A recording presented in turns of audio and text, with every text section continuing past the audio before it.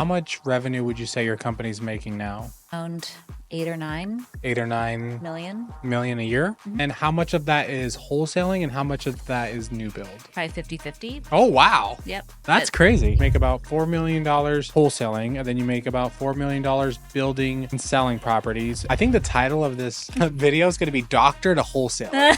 Can you talk about building your wholesale business? Like, what kind of marketing are you guys doing? What kind of acquisition people do you have? Yeah, so I mean, Welcome to the Wealthy Investor Podcast, the #1 podcast for real estate investors, where we go over flipping, wholesaling, and buying rentals.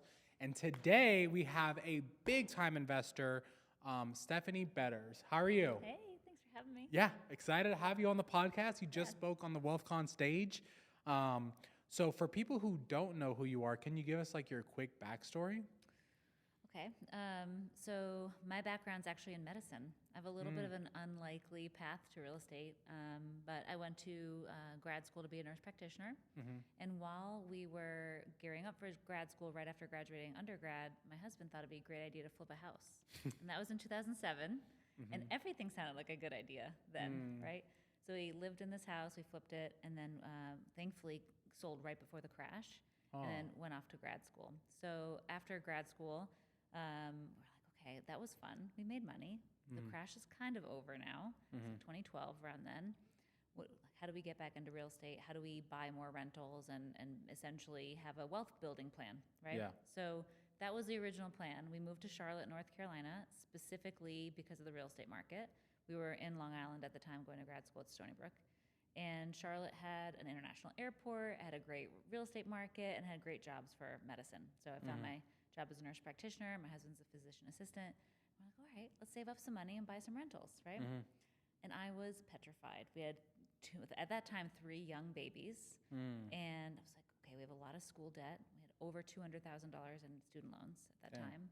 And had just landed our jobs. And my husband's like, let's do it. I'm like, oh my gosh, I'm too scared. Like, we just spent all this time getting these, degrees. Can we settle? So it took a while for me to come around, to be honest.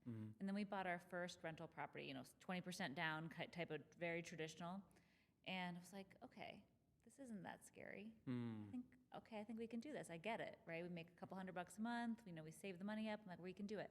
But when we crunched the numbers, there was no way we were going to be able to buy enough property by the time our kids were 18 to, have something to fund their college. Because that was the goal, to have 3 properties per kid. And we had 3 kids. One for college, one for wedding, one for retirement. Just how long it took to save 20%, we were never going to make it in time because the kids were like 5. My oldest was 5. So Yeah. we're like, all right, let's flip more houses so we can have more active income to buy more rentals. And so that's what we started doing in 2014. And we took about a 5-year journey where we stopped buying rentals because we were so busy trying to build the machine. And that was really scary, that 5 years, because we were all in. We were working full-time at the hospital, and my specialty is heart surgery. So when I was at the hospital, I am not able to talk to anybody, right? So we were forced to hire people to help us, which was very much a blessing now, right? Because I had to figure all that out. But it took 5 years for us to build enough systems and processes and have team members and out there looking for deals, running acquisition appointments, and then transaction coordinate, like the whole thing, every little step along the way, for us to actually have enough to start buying rentals again. So in that process of building the company, and my husband and I working really closely together, he was the visionary, I was the operator, the executor. I was going to get it all done. I fell in love with building businesses. I loved it. So while I was the one in the beginning to be super hesitant, as soon as I got over that initial fear, I was like, this can be done. We can actually do this. This is awesome. And it's really fun building. Stressful as it was and crazy as it was, I loved it.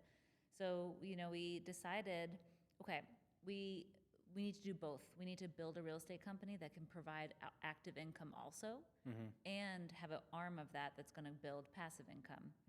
So that's what we ended up doing. And now here we are 10 years later and have a very profitable company that builds new houses and wholesales. And then we take a lot of that revenue and buy rentals. How much revenue would you say your company's making now? Top line revenue, probably around 8 or 9 million a year? Okay. And then how much of that is wholesaling and how much of that is new build? When you average it all out, it's probably 50-50. Oh, wow. Yep. That's But, crazy. yeah, so this time of year, we're doing more, we're selling more new builds because we tend to stack it. So spring and early summer, all the new builds are selling. So this is actually better now for new builds. But when you average it all out in the course of a year, about half the income comes from both sides. Got it. So you make about $4 million wholesaling, and then you make about $4 million building and selling properties. And then what about your rental portfolio? Yeah, so that I consider separate. That is in our personal entity. We do that separate, but we're doing probably 150 a year in rentals. 150K a year? 1,000, yeah. Okay, and that's like net revenue. Yep. And how many rentals do you have? 20 in Charlotte, and then we own a bunch of multifamily with syndications with lots of other partners. We have 8 multifamily buildings, 200 or so units each. So that is also a little bit of a gravy. That doesn't generally spit out a ton of revenue every year, but when we sell is when we make, so it's like you flip an apartment building essentially. So every 5 years or so, those will cash out, another 6 figures, 7 figures. Got it. So I think the title of this video is going to be Doctor to Wholesaler. I think that's going to be good because I think most people wouldn't think that a doctor, were you a doctor? Nurse practitioner. Yeah, okay. A nurse would go to be a wholesaler. Right. Yeah, I feel like that's very uncommon. Yeah. So can you talk about building your wholesale business, like specifically like, what kind of marketing are you guys doing? Sure. What kind of acquisition people do you have? All that stuff. Yeah, so I mean, from start to finish, we actually are doing a lot of similar things that we did in the very beginning.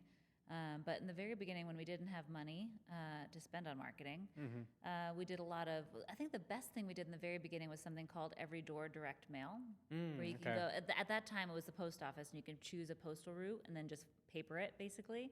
And we just, husband and I, like cute, couple, hey, we want to buy a house in this neighborhood, and just got phone calls that way. And once we started doing deals and had some money to reinvest into the company, then we started doing some lead gen with Facebook. Facebook was huge. We started doing that really heavy in 2016. We're like one of the first ones to do, like, to leverage Facebook. I remember people being like, okay, grandma's not on Facebook. Yeah. Yeah, she is. She is, absolutely. So Facebook was a big part of that. Google and Google Ads, and now PPL, these PPL providers are a big part of what we do. Cold calling. We never really did a ton of cold texting. Texting is a big part of our follow-up. And I think a lot of leads are rewarmed with our text follow-ups, but cold calling is a big part of it too. So we do a little bit of everything now. I have always found that if you have 3 to 5 marketing channels at any given time, you have enough consistency to generate the number of leads that you need. Got it. Okay, so I guess we'll go down like department by department. So first there's like marketing, acquisitions, and then operations. Sure. So with marketing, how much are you guys spending a month? Not much, like 20K. So how are you doing $4 million with 20K? Extremely efficiently. $8 million with 20K spend is crazy. Yeah. I mean, extremely efficiently. About 2018, we were spending over $100,000 a month in marketing. Okay. And it was a extremely wild time. It's very scary. I didn't really understand how to be efficient at that time, and we really didn't have a good insight into our own data. I feel like we're just throwing spaghetti at the wall, and we're like, okay, we're making money, but we didn't really know what worked or why. And I freaked out. Like, I literally had a meltdown in 2018 because I did not have good access to data or visibility into our business. But once I started doing that and building our systems, and a lot of it came down to CRM at that time, honestly. We had to have a better CRM and better centralization of our tools so that I could understand what happened. At that time, we were only really tracking phone calls. Like, oh, the phone rang, great, that worked. And that was where it stopped. And I didn't really get the lead conversion percentage processes, like how to nail that, you know what I mean? Until we started centralizing. And when we centralized and I built our CRM, I was like, okay, now I see what a lead and an opportunity or an appointment equals, and let's focus on that instead of just trying to fire hose in leads. And we became really efficient with those leads that came in. So now where we stand, about every 10 deals, I'm saying it backwards. Every 10 leads. 10 leads equals one deal. So now I don't have to really spend a ton on leads. You know, we can generate 40 or so leads a week, and that'll translate into all the deals that we need for the year. Really? Consistently, yeah. That sounds too good to be true. Well, it's taken years to get there. Yeah. I'll say that, but we've really focused on the machine more than anything else. What does that mean? Like, instead of counting how many phone calls came in, we count what percentage of leads converted into an opportunity. Basically, what percentage of leads were qualified. And then of those qualified leads, what percentage of them got an attended appointment. And of those attended appointment, what percentage of offers did we make? And then what percentage of the offers were accepted? And then of the offers accepted, like deals, contracts signed, right? How many of those closed? And we focused on those core metrics, and that essentially fixed the machine. So at least 30% of your leads need to be qualified, between 30 and 50%. If you're qualifying more than 50% of your leads, that's not necessarily good. That means that you're not getting enough, right? Like there's not enough you're not trying enough. Those are generally referrals. Yeah. Right? It's like, okay, you can actually get more by doing a little bit extra marketing and have a better machine. Consistent, right? So 30 to 50% of your leads should be qualified. Of the qualified leads you have, 90% of them should have an attended appointment. You just busted your butt. Only 30% to half of them were actually qualified. You have to go on the appointment. And then of the appointment, 90% of the time you need to make an offer. And this is where I get into like a little bit of argument with other people, because people are like, oh, I don't want to make an offer. Well, like they're not ready to accept an offer, or you know, they're shopping around when I'm on that appointment. I see, you know, they've got other appointments lined up with other people. I don't want to make an offer and commoditize myself. But if you don't make an offer, then the homeowner can't make a decision. Even if you just start, like if you go out to an appointment and you don't get to the point of the appointment where you're talking numbers, you haven't had a sales process. Yeah. Like you have to get to that point where you're talking numbers with a homeowner, or it doesn't really count. Interesting. You know, like you're there, you're establishing rapport. Great. Well, what did you do with that rapport? Did Yeah. you get to the point where you even got a no out of them? How do you get to know until you talk about numbers? Yeah. Right? So 90% of the time you got to get to an offer. And then of the offers that you make, at least 15% should turn into a deal, somewhere between 15 and 22% conversion.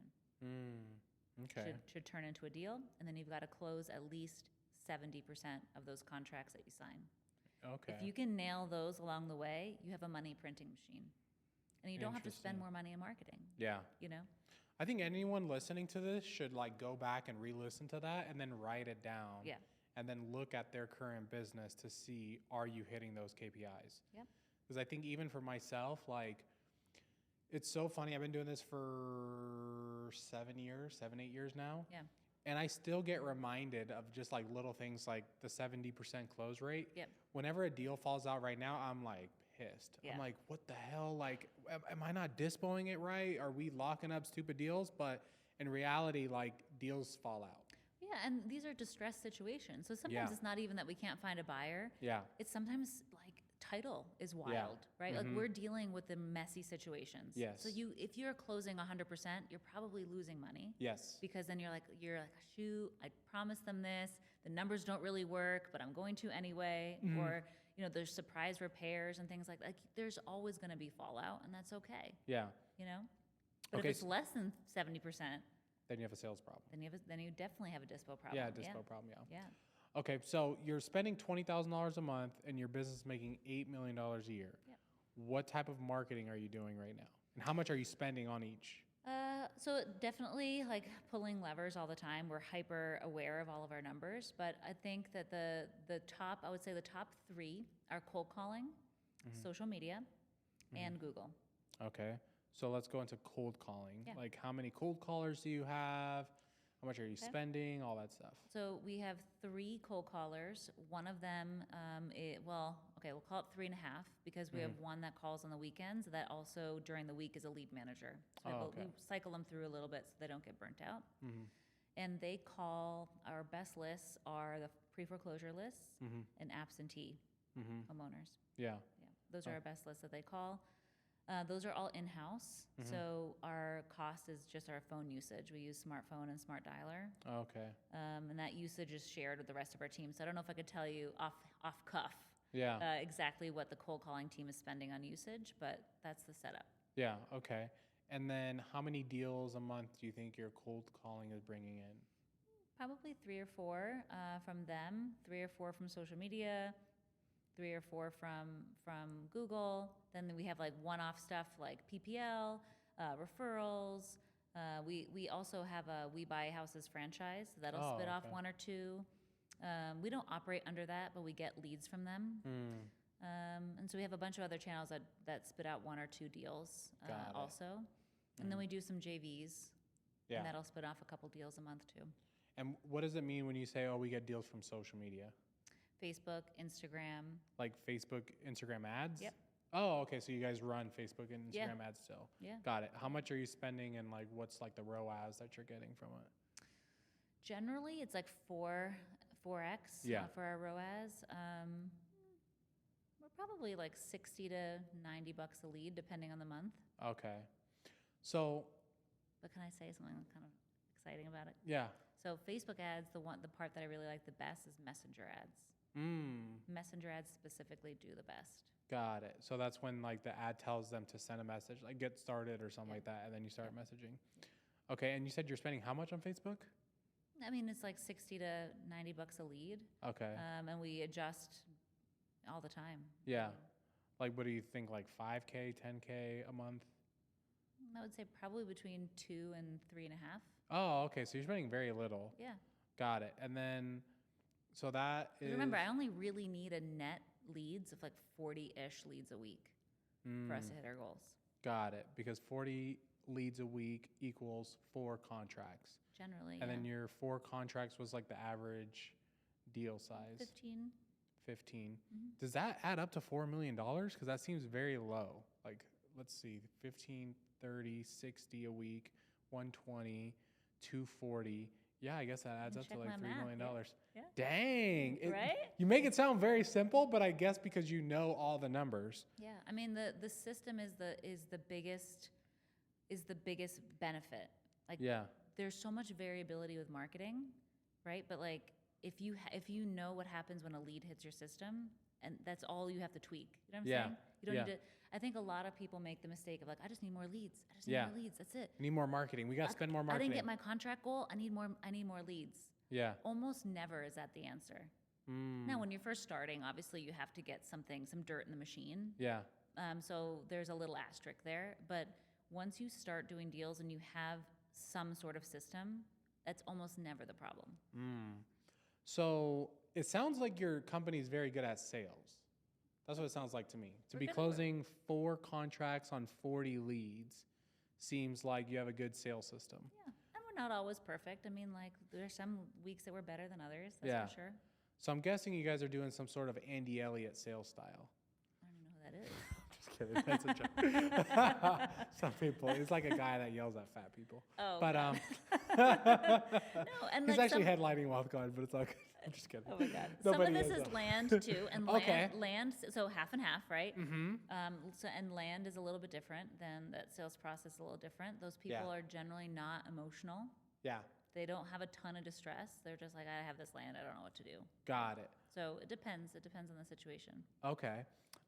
Okay, so let's go through your sales process. So we talked about marketing. You're spending $20,000 a month, and you're making $8 million, which is crazy. And then, hold on, actually, with the marketing, is that just for the wholesale, or you're also getting land deals? So what's the average land deal then? Because then off that number, I got to 3 to 4 million, but you're making 8 million. Yeah. So land, we make more on the at the end there. So we'll buy land, we'll develop it, and then build the house and sell it. So our average profit for our new build is higher, and it depends on the area. It depends on a lot. I'm giving you like general numbers just for general math. About 40K. Okay. For a finished house. Got it. So we see that all the way through. We have a lot more carrying costs with that. Yeah. And that's the biggest variable with land is just like until it passes permitting and build and all that. So yeah. Okay, so the 4 contracts that you're getting a week, So like 2 are wholesale, 2 are land? Yeah, and Got it varies. So sometimes we'll buy a piece of land and then we'll subdivide it and we'll get 5 deals out of that. We'll be able to build 5 houses on it. So the general, that's why I'm giving you like general numbers, because there's still variability. You never really know what you're going to get on the land side. You're like, this is a great parcel. We can do 12 houses. We can do 2 houses, you know. Oh, so your marketing is targeting land. You're not just like coming across land. Right, we're not just selling land. Yeah. Or selling land deals. We're buying it ourselves. Okay. Yep. So that's that variability. Sometimes we'll get a piece of land we can subdivide. We do mostly infill lots. We're moving more and more now to bigger developments. And bigger developments for us are like 15, 20 houses. Yeah. That's bigger. Usually we'll get one-off infill lots, or we'll have a lot that we'll be able to split into 3. Got it. Okay. So it just kind of depends on what comes in. Got it. Okay, so the marketing now makes sense. Okay, so sales process. Okay. What does that look like? So lead comes in, we contact them within 5 minutes, and then push to schedule an appointment. Generally, our average time from lead to appointment is about a day. Sometimes it varies too. Then we go out either in person or do it on the phone. We'll do it on the phone if it's land, just because there's nothing you need to see. Yeah. Like, just Google Maps it, right? But we do as many in-person appointments as we possibly can.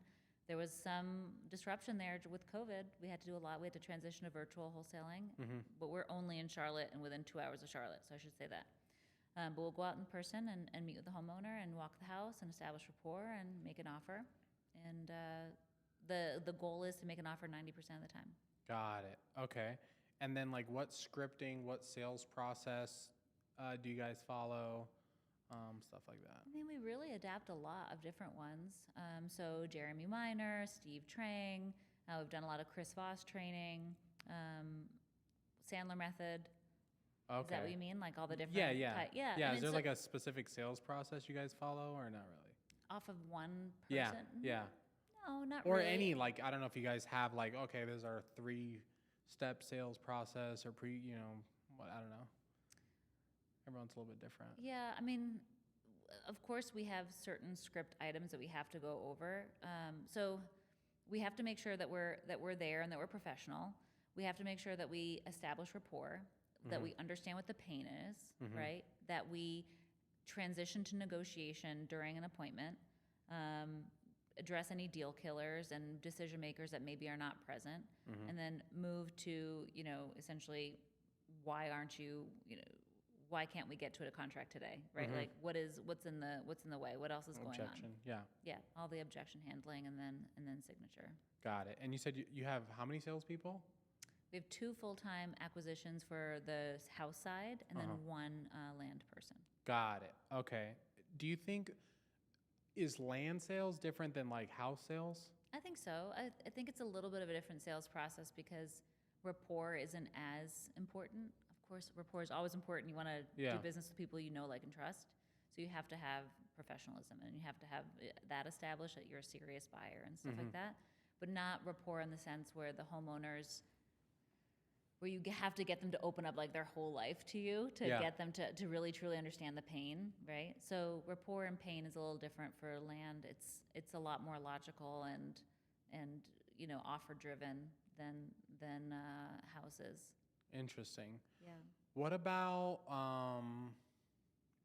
what have you seen as far as turn in salespeople, and then like what are you looking for in salespeople? That's the highest churn department. Is it? Always. Yeah. Always, yeah.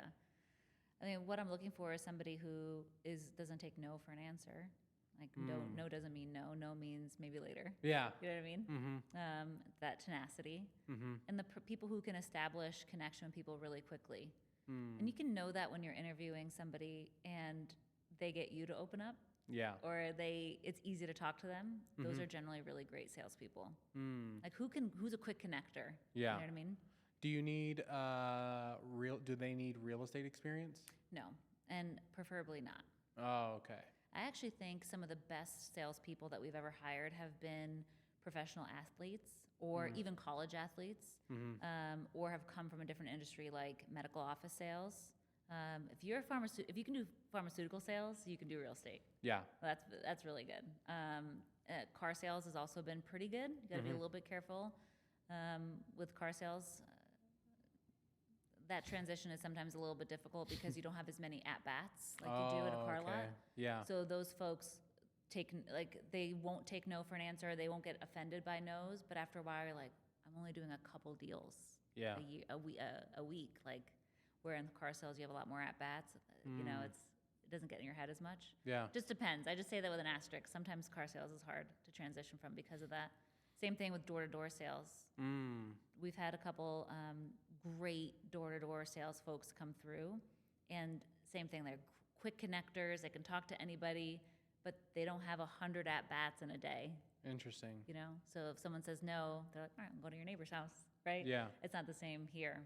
So, but it just depends. These are just generalizations. Got it. Do you also give them the predictive index? Always. Do you feel like that works? Yes. Okay. What kind of profiles are you typically looking for? Captain is my favorite, and promoter. Got it. Captain and promoter. Yeah. So for people that don't know, a predictive index is like what would you describe predictive index? Like a personality test, and also has a little cognitive test, how quick of a learner you are. Yeah.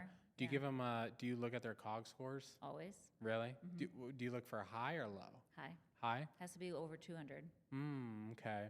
So it's funny because, like at Wealthy Investor, our top salesperson ever was an operator, and he was very introverted. Interesting, right? Yeah, Isn't that funny? Oh, was it the system that was more important? Yeah, he was he was obsessed with like perfecting his sales system. Yeah. And like when you talk to him in person, he's very quiet, very reserved.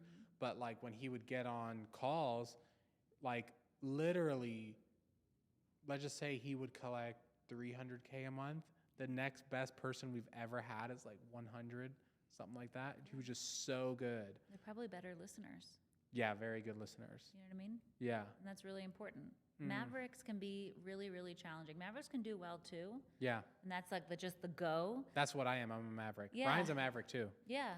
But sometimes like that system part can be really difficult to be consistent. Oh, for it's sure. so mood driven for Mavericks. You know what I mean? Yeah. You have to get in the zone in order to be on, you know? Yeah, 100%. Yeah. That's very interesting. Yeah, I think whenever I hire, or I'm thinking about hiring a maverick, I'm like, oh, this person's not going to stay long because they're like an entrepreneur and they're kind of like hot and cold. And Yeah. But yeah, it's so funny because me and Ryan have like almost the exact same profile. And then like since the day I met him, I was like, dude, you say stuff, and I swear, like that was literally what I was thinking, like the exact same. Yeah. And then now, like when people talk, because we've been doing the predictive index probably like, I don't even know, like 4 years now or something like that. My brain just automatically goes like, okay, what is this person? I think, what are you? What do you think? I would say a altruist maybe. Oh, close. Yeah? I'm a strategist. Okay, yeah, I was thinking strategist. Isn't there one called like analytic or something like that? Something like that. It might be strategist. Maybe that's what you're thinking. Yeah, but that's very interesting. Yeah. What's your husband? A promoter. Oh, okay, so he's like a sales guy. Okay, got it. Okay. Great connector. Yeah. Okay, so anything else on sales before we go to operations? No, I think I really think the key to it is being systematic. And I know that's such a strategist thing for me to say, right? Like obviously that's what I love. I love operations and systems, but don't underestimate it. You have to do the sales process the same every time, and it works once you hit that formula. You know, so don't underestimate it. Is probably what I would say as some advice there.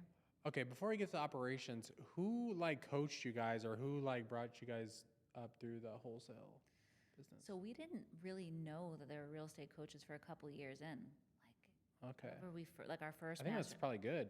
I had no idea. When I first found our first real estate community, I was like, where have you guys been? Yeah. You know, this would have been a lot easier a couple of years ago when we were banging our head against the wall, you know? We had a first mastermind we were in was called 7-Figure Flipping. Bill Allen, Justin Williams at the time. So Justin Williams was probably our first like coach, you know? Justin Williams. Yep, he sold it to Bill Allen. Okay. But great guys. And then we joined Collective Genius. Okay. And so I've been part of that community for a long time. I met Gary Harper, who was our business coach. He is a huge reason why we had transformation in 2018. That was like when I had my panic attack. I'm like, we have no data, we have no system. I'm used to the hospital where we have algorithms for things and, data points. Like, I talk about those percentage conversions along the way. It's really similar. Like you get a blood test, there's normal ranges for your blood test. Like, what are the normal ranges for real estate? We've got to figure this out. Yeah. So meeting Gary really opened up my mind on systems and how to run a business. I was like, okay, I'm good at medicine. How can I translate that here? And I feel like he taught me that. Got it. He's probably the one I'd give the most credit to. Okay. Yeah. Yeah, and Gary was like our coach, and He's amazing. every time I talk to Gary, I'm like, dude, I don't know anything about business. He's amazing. Yeah. Yeah. Super He really taught me a lot. Okay, so let's talk about, I guess, like the operations part of this, like wholesale business. So you have acquisition people, you got disposition people. Who is like running everything else? The transactions. Transactions, like who's looking at and deciding marketing spend, who's managing everyone? So we have a COO who runs essentially the whole operation, and then we have a head of project management and a couple project managers over there too. So our biggest operations part of our business is transactions and then project management with the new build construction. Yeah. So we have a transaction coordinator and we have the project management team, and they've been with us all years and years now. Got it. Yeah. So what does your COO do? Oh, everything. What? That guy gets a lot of credit. Yeah, he oversees every department. He runs our weekly meetings and makes sure that all the trains are on time, throughout the entire company. Gives everybody crap, when they aren't hitting their goals or that they need to shape up. Helps set goals and budgets for every department, and executes basically. What do you and your husband do in your $8 million business? Yeah, I don't do a ton. Everyone's gonna be like, dude, this lady doesn't really work. It's her husband or something like that. So, I feel like people say that always. Well, I mean, first of all, women get that's what women in real estate do, right? We're married to the guy who started the company, right? So it's funny. But so my husband and I started it. So when in 2014 we started the company, he was the CEO, I was the COO. He's very much vision oriented, and that definitely has rubbed off on me now. But he had the ideas, and I had to figure out a way to get it done. And I was super passionate about that. And what we had found, our story is that business and business in general kind of took over our lives. You know how it is. You're all in, right? Especially when you start your first company, like you are all in. And we had 3 young kids at the time. Both of us had other full-time jobs. We really had to figure out how to balance it all. There was no such thing as balance. It was all trying to figure out harmony because there was no balance. And we got to a point along the way. There was never really one point, but I decided that I wanted our marriage and our relationship to be more than just business. We're great business partners. We work really well together. We're a great team, but it took over so much. So I was like, you know what? I want to hire my replacement in the company. Like we need to hire a COO to take my spot. And January 2020, we did that. So Matt is his name. Yeah. And he's been the COO ever since, and it's been fantastic. So I kind of entered into the owner's box. So what that means is I'm essentially a consultant in my own business. So my husband's still the CEO, and I'm in the owner's box. And we meet weekly and talk about business on a regular weekly schedule. And I'm still in there running, our IT. So software has become a big passion of mine with the CRM company I started in 2020 after I stepped out. Right? I was like, well, maybe I'll have time for this. Let's see what happens now. So I probably spend an hour a week on our investment company. My husband probably spends 5 hours a week in the investment company, and we're 10 years out now, though. You know what I mean? Yeah. And we have never been we'd never had the goal of rapid expansion and huge scale. We've just stayed in the Charlotte market all this time, and most of our leadership team has been with us 5+ years. So we have a relatively stable operation, and I think that's partly why we're able to, do all these things and travel and come to these events and yeah. How if you don't mind me asking, how old are you? I'm 38. You're 38? Holy heck. Well, you're surprised because I look 25, right? No, yeah, I'm surprised. No, but dude, You just did all this and you're 38? Yeah. Holy heck. What? Yeah. How old is your husband? 41. 41? No, I'm just kidding. Dang. Yeah. You guys are so young. Oh my gosh. I'm such a terrible real estate investor. Holy heck. Dude, $8 million a year at 38 years old is incredible. Thanks. Wow. I wasn't expecting that. Not because of your age, just because of like the way you carry yourself and your business. I was like, wow. That just blew me away. Holy heck. Hold on. I gotta reevaluate my whole life right now, dude. Well, how old are you? I'm 33. Okay. Yeah, but dude, in 5 years, I think I could do what you've done, but I've never heard of that actually. Oh, wow. Who's someone that you would compare yourself to in the space? Who do you know that's doing what you're doing? I don't know. I feel like I'm a little bit of a dime a dozen now.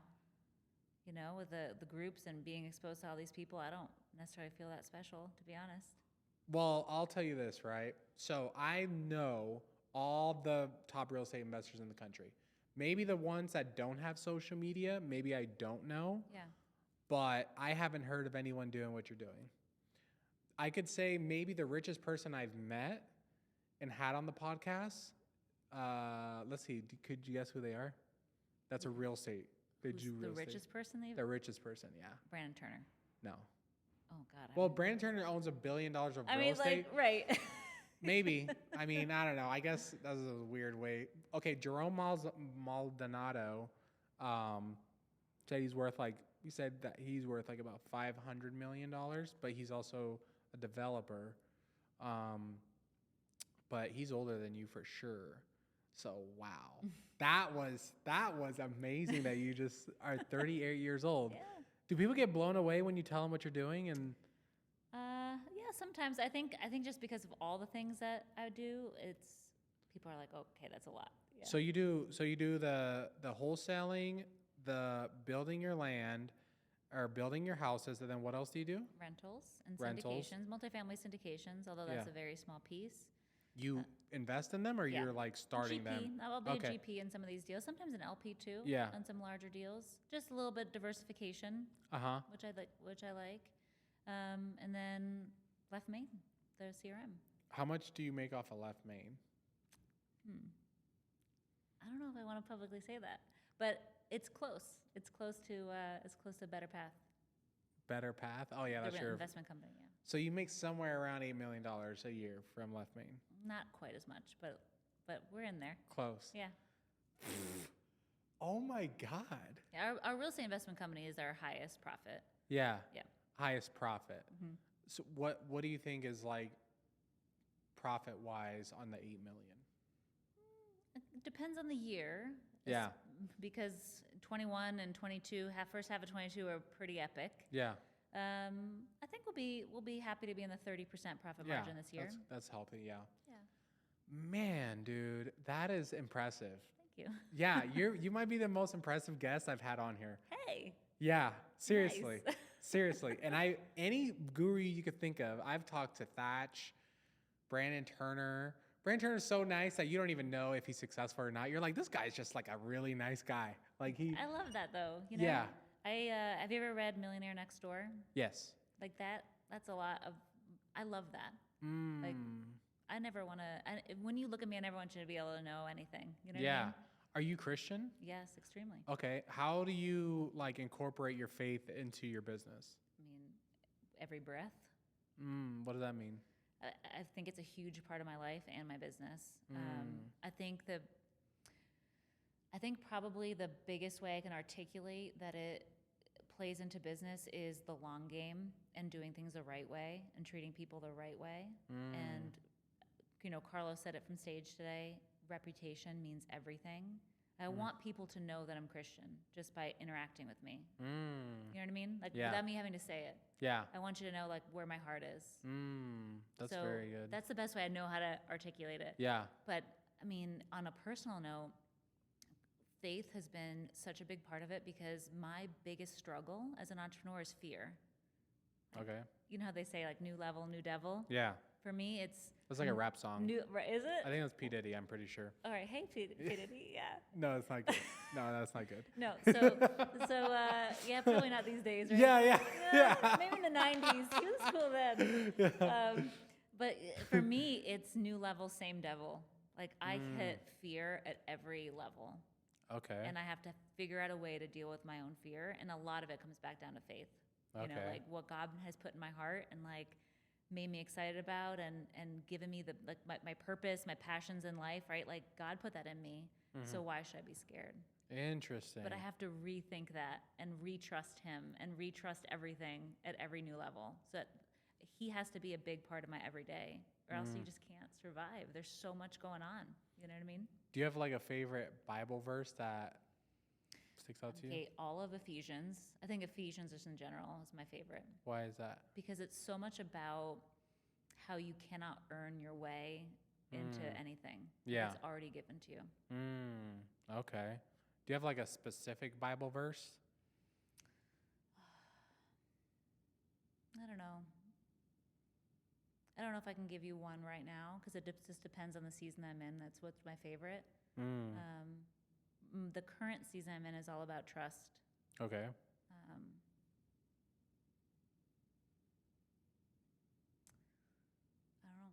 if I say I'm going to cry. I don't want to cry on camera because I just lost my mom. Oh, okay.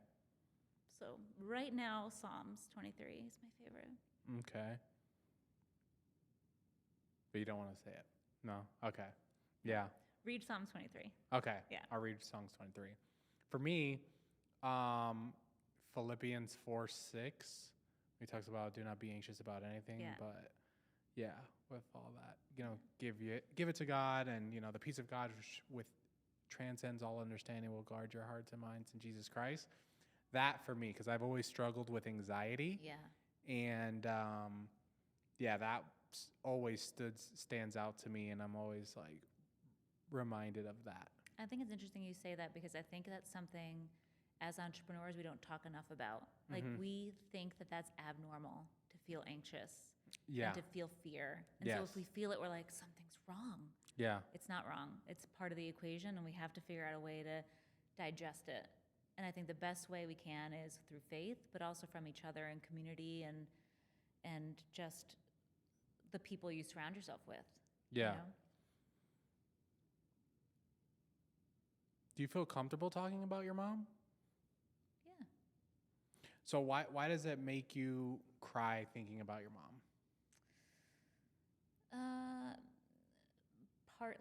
Mostly because it just sucks to have lost her. Yeah. Okay. And like, what did she like help? Like, you're gonna like try to Oprah Winfrey me now, aren't you? You're like, okay, I saw some pain. We're gonna get her. No, because I think Goodness. so. My mom actually has cancer right now. She just got her breast removed, and she went through chemo, and now she's in radiation. So she's almost done with that. And then after, they're gonna test her and, see if she's good. I think she's gonna be good. Yeah. She's handling it very well. But the reason I'm asking is because you're so successful that she obviously did something right. Right? I can say that for sure. She did something good, right? She's pretty awesome, yeah. What do you think she did that I can do with my daughter? Gosh, I asked her that too. I'm like, Mom, how come I'm not a drug addict? Like, how did you do this? Raising kids is hard. Right? Yeah. Raising kids is so hard. My mom was fiercely independent. And goodness, like she never took life for granted. She took so many adventures. I mean, I could talk to you about her for hours, but I think the biggest thing I learned from her that she did for me was let me fail. Like, let me figure it out.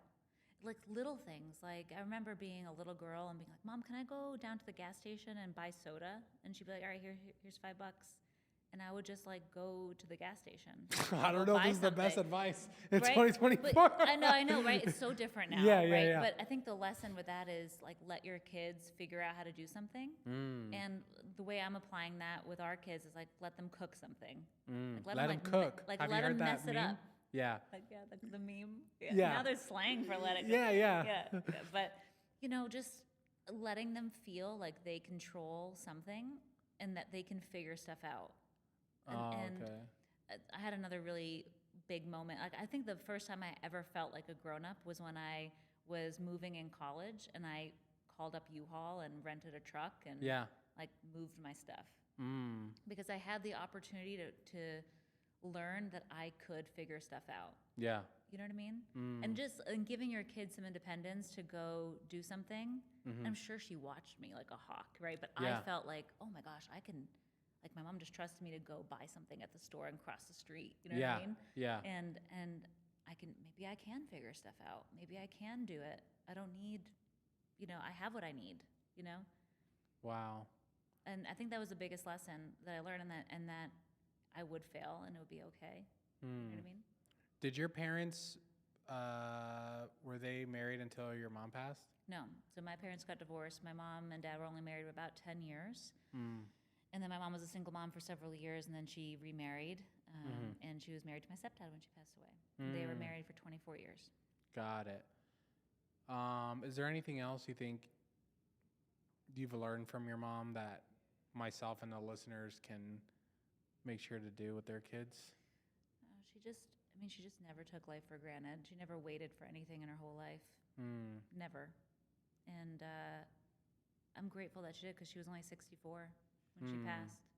And very much out of the blue, she had cancer. She had lung cancer and got diagnosed in December. She died June 20th, so super, super recently, about a month ago. Yeah. I think Ryan's assistant also just passed away from that. And it started I think he got sick in January, and then he passed away a month ago. Yeah. It was so fast. Yeah. Yeah. That's why I think it's still difficult to talk about, because it was just so fast. And my mom is an extremely alpha, full of life type of person. And so to see that just flip and see how fragile life is, even the titans in your life, you look at your parents, you're they are strong, you know? And then I think naturally as you get older, your parents get older, and you're okay, maybe you are, my dad, I'm okay, maybe you are getting older. Yeah. You know what I mean? And it's kind of strange to see that as an adult, watching your parents age. But it was just really painful to see my mom go through everything that she went through. And I guess have you had any message from God or anything about her passing? After she passed, did you get any messages or anything So this has not been unfortunately, being with my background in medicine, this was not the first time I was holding the hand of somebody who passed away. I knew when she got diagnosed that she would pass from lung cancer. God told me that. Oh, really? And I did not want to believe it. No, it's just my negativity talking, But I knew. So I think he's prepared me my whole life for that. When she passed, and just like I have felt with other people when they pass, I felt her leave. I felt that's her spirit leave and join God all around us. And I think that was probably one of the most powerful things I can share, is that I felt like the molecules around us ripple. And I was God is that close. You know what I mean? So close.